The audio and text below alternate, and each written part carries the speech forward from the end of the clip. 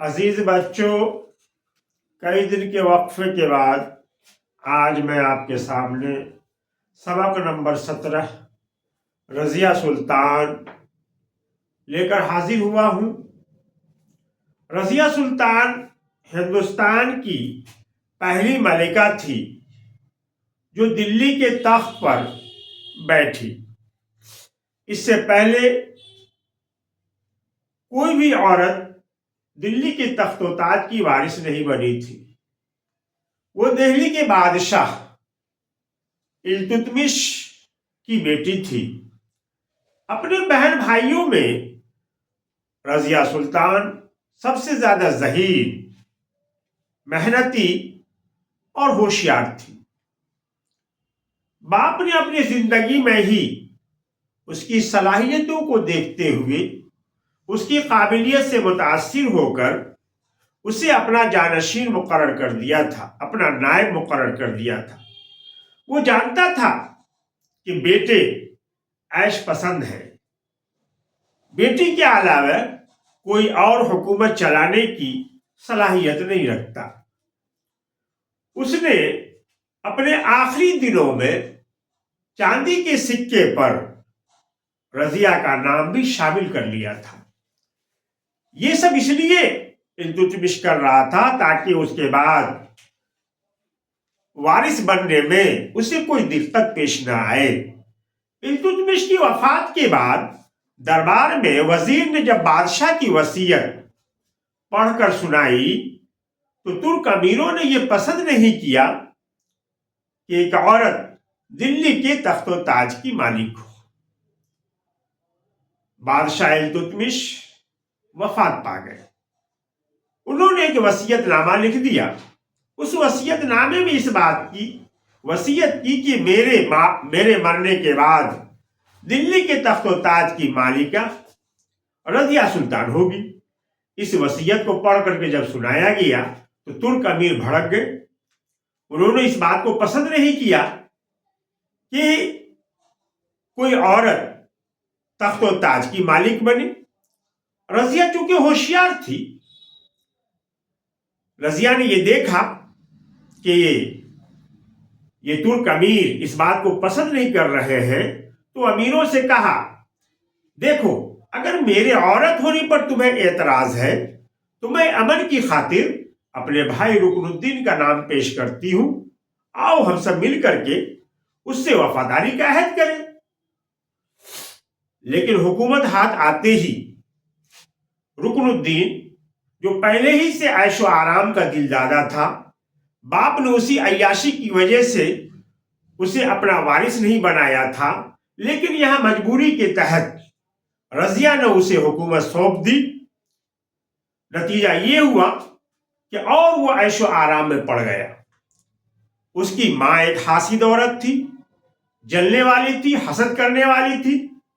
اس نے التتمش کی دوسری بیگمات، دوسری بیویوں اور ان کے بچوں کو طرح طرح سے پریشان کرنا شروع کر دیا۔ اس کے علاوہ رکن الدین کی ماں رضیہ سلطان کی مقبولیت سے بھی جلنے لگی تھی۔ وہ جانتی تھی کہ میرا بیٹا رکن الدین ایک عیاش انسان ہے، اس کے مقابلے میں دہلی کے عوام رضیہ سلطان کو پسند کرتے ہیں، اس لیے وہ جلنے لگی۔ مگر جلد ہی رکن الدین اپنی عیش پسندی اور اپنی ماں کی زیادتیوں کی وجہ سے اس قدر بدنام ہو گیا کہ دلی کے لوگوں نے خود ہی رکن الدین کو گرفتار کر کے اسے موت کے گھاٹ اتار دیا۔ دلی کے عوام رضیہ کی خوبیوں اور التتمش کی وصیت سے اچھی طرح واقف تھے۔ ان میں ایک بزرگ تھے صوفی کاظم الدین زاہد۔ انہوں نے رضیہ کی تخت نشینی کا اعلان کر دیا۔ تخت نشین ہونے پر رضیہ نے اس بات کا عہد کیا کہ میں عوام کی بھلائی اور سلطنت کی ترقی کے لیے کام کروں گی، اور میں اس وقت تک چین سے نہیں بیٹھ سکتی ہوں جب تک کہ یہ ثابت نہ کر دوں کہ میں مردوں سے کم نہیں۔ یہ ترک امیر मेरी औरत होने पर मोतरिज है। क्या औरतों के अंदर ये सलाहियत नहीं होती है कि वो एक बेहतर हुकूमत फराहम कर सके? तो मैं इस बात को साबित करके दिखाऊंगी। रजिया ने तख्त नशीनी के बाद निहायत बहादुरी के साथ मुश्किलों का डट कर मुकाबला किया। मुल्क में बहुत सारे चैलेंज आए, बगावतें हुई, लेकिन उन सारी बगावतों का उसने डट कर मुकाबला किया और उसका जवाब दिया। वो फौज की कमान खुद संभालती थी, कमांडर इन चीफ खुद थी। उसने बादशाहों की तरह से कुबा भी पहनना शुरू किया और कुला भी पहनी, टोपी भी पहनी। अपने नाम के सिक्के उसने जारी किए।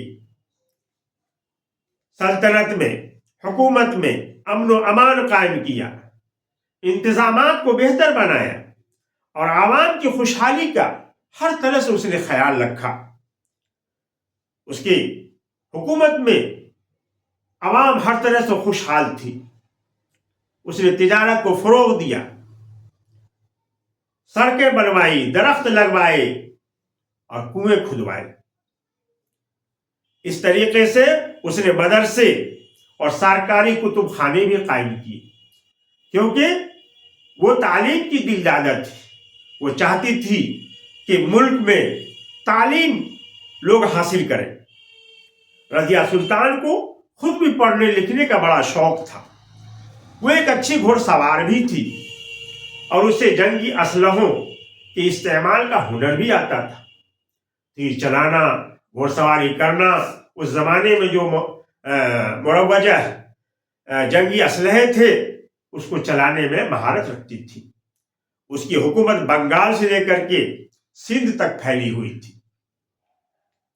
रजिया सुल्तान बाकायदा दरबार लगाती थी, जैसे मर्द बादशाहान दरबार लगाया करते थे, वैसे ही रजिया सुल्तान भी दरबार लगाती थी। उसने बराबरी और भाईचारे को आम किया, जात पात नस्ल भेद को खत्म किया, है नहीं, हिंदू मुस्लिम में भाईचारे को आम किया। रजिया सुल्तान ने हुकूमत के इख्तियारात को 40 अमीरों में बांटा। 40 उसके कैबिनेट मिनिस्टर थे, उसको 40 अमीर कहा गया है, जिनसे वो मुल्की मामलात में मशवरा करती थी। उसने मीर आखोर का सबसे बड़ा ओहदा, यानी रजिया के बाद अगर कोई बड़ा ओहदा था तो वो मीर आखोर का ओहदा था। ये मीर आखोर का सबसे बड़ा ओहदा उसने एक हबशी गुलाम याकूत को दिया, क्योंकि याकूत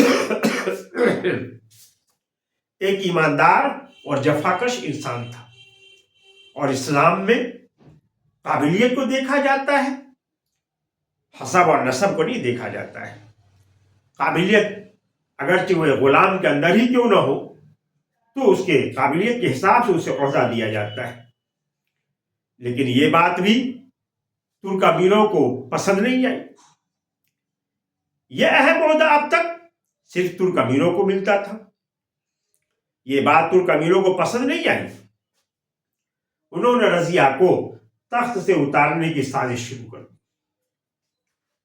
और भटिंडा के गवर्नर, पंजाब का शहर भटिंडा, वहां का गवर्नर था अल्तुनिया। उस अल्तुनिया की इन तुर्क अमीरों ने बहका करके बगावत करवा दी। जब रजिया बगावत को कुचलने के लिए पंजाब में भटिंडा पहुंची तो उसके सिपाही, रजिया के सिपाही, तवील सफर, लंबा सफर और गर्मी से परेशान हो चुके थे, नीम आदमरा हो चुके थे, आधी जान तो निकल चुकी थी इतना लंबा सफर करने में। फिर भी भटिंडा पहुंची और दोनों फौजों में जबरदस्त मुकाबला हुआ, अल्तुनिया की फौज में और रजिया की फौज में। मगर रजिया की फौज को हथियार डालने पड़े, क्योंकि थका मांदा सिपाही था और फौज भी कम थी, इसलिए उसको हथियार डालने पड़े और रजिया कैद कर ली गई। ادھر دلی میں سازشیوں نے ادھر تو رضیہ کو ادھر بغاوت کو کچلنے میں لگا دیا، اور ادھر دلی میں کیا کیا سازشیوں نے کہ رضیہ کا جو بھائی تھا بہرام، ان لوگوں نے بہرام کو تخت پر بٹھا دیا، اور جتنے بڑے بڑے عہدے تھے ملائی دار وہ سب آپس میں بانٹ لیے۔ یہی ان کی منشا تھی۔ بہرام ایک کمزور بادشاہ ثابت ہوا۔ الدنیا کو جب اپنی غلطی کا احساس ہوا تو اس نے رضیہ سے معافی مانگی۔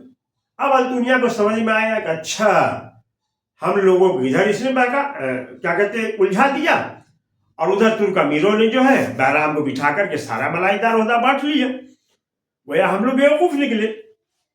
جب اس کو احساس ہوا اپنی غلطی کا تو رضیہ نے کیا کہتے ہیں تو اس نے رضیہ سے معافی مانگی اور اپنی وفاداری کی یقین دلایا کہ اب ہم کبھی اس طرح کی غلطی نہیں کریں گے، اور پھر رضیہ اور الدنیا کی شادی ہو گئی۔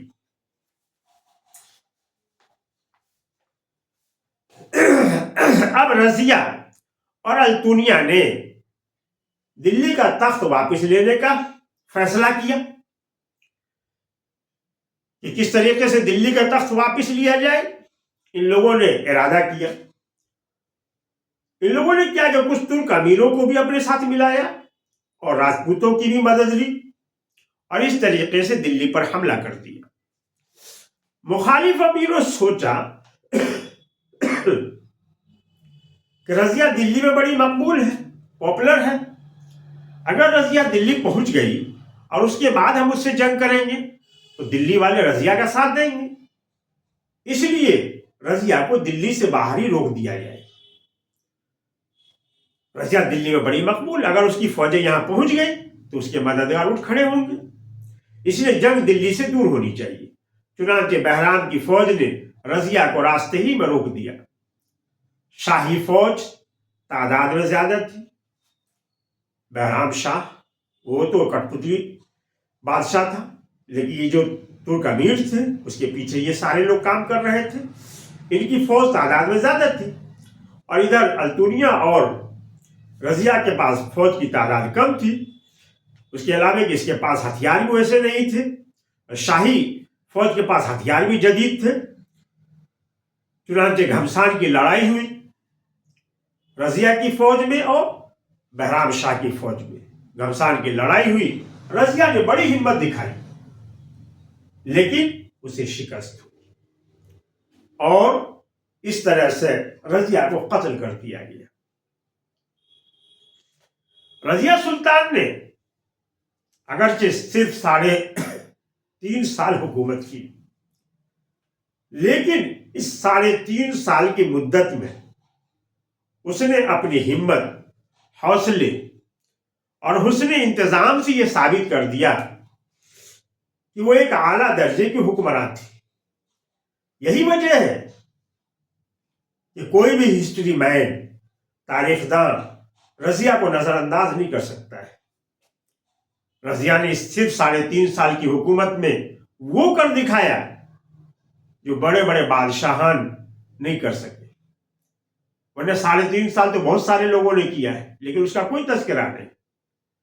لیکن رضیہ نے تاریخ میں اپنا مقام بنا لیا اور اپنی صلاحیت اور اپنی قابلیت سے یہ ثابت کر دیا کہ ایک عورت بھی اچھی حکمراں ثابت ہو سکتی ہے۔